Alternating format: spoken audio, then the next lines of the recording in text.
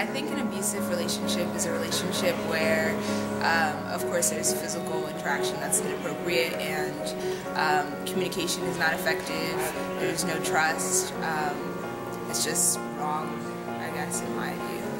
I think an abusive relationship is one where you don't feel safe to be yourself, whether that means physically or just emotionally, where you don't get to express yourself and be comfortable. One or the other parties is treating the person in ways that are either mentally, emotionally, physically abusive to the other person, causing them to be sad, angry, afraid, ill, suicidal. One person is taking control and physically or mentally or emotionally even forcing the other person into an uncomfortable situation or something that they don't agree with or don't like. Maybe 25,000? But I would guess, I would say probably between maybe 15 to 20%. Maybe 30 to 40%. Like at least once in your lifetime, probably like 20–30%. I'm hoping 10%. Maybe 50.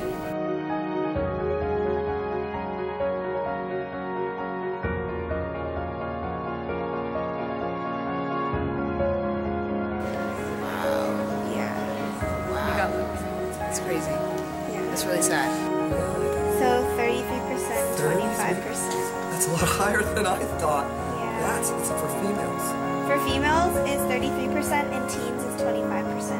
It's 25, so that means males are less. That's why all females should take self-defense classes.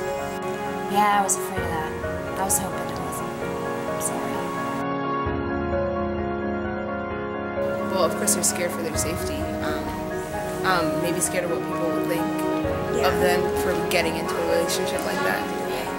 I think generally because they're manipulated into thinking that the abuse is somehow their own fault, so they don't seek help because they're ashamed or embarrassed. Even though a woman has been abused, and a lot of times they think this person loves them because that's what they tell them. First it starts off with a little pat. Then after a while it starts off, a little bit more. Then once they start hitting you, and then the first time they say, oh baby, I'm sorry, I'm not going to do it. I didn't mean it, I'm not going to do it anymore. That's a lie, because it continues and it continues and it becomes a cycle. And they continue to abuse that person. And sometimes it's really hard to get out of an abusive relationship. Well, your self-worth, I feel like, goes down, and self-esteem. You might not have the communication skills anymore because you feel like, well, it's not worth it, people are going to take advantage of me, etc. All the negatives you could possibly think of, I think. And then if they have family or if they have children, and that child see that mother get beat, and if it's a male, if it's a little man in that family, a little male, usually that's how he's going to do the next person if they don't seek help quickly.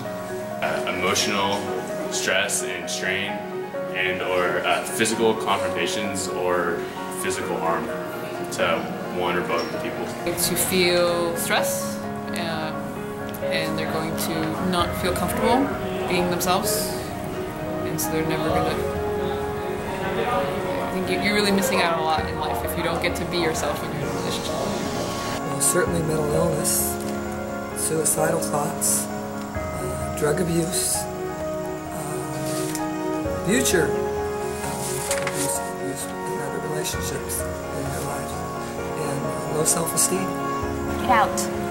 Just go away, because that's not worth it. You shouldn't stay with somebody that's hurting you. I just think it's not okay. And I wish that people would stand up for themselves, and I wish they had a support system that they could go to so that they felt like they had power. I feel like if you don't feel like you have power, then you're going to put up with a lot more. What does it lead to? More abuse. Maybe a friend that they can trust, or therapy, counseling, church or mosque or temple or wherever they might go, family, friends.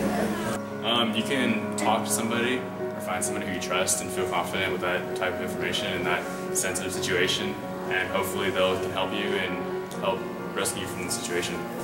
Certainly at the mental health services that we have at our school, and actually any mental health services, there are a number of public ones in the community that people can go to get help, as well as private. You can go to your friend sometimes, an adult that you trust, a parent or a relative or a teacher.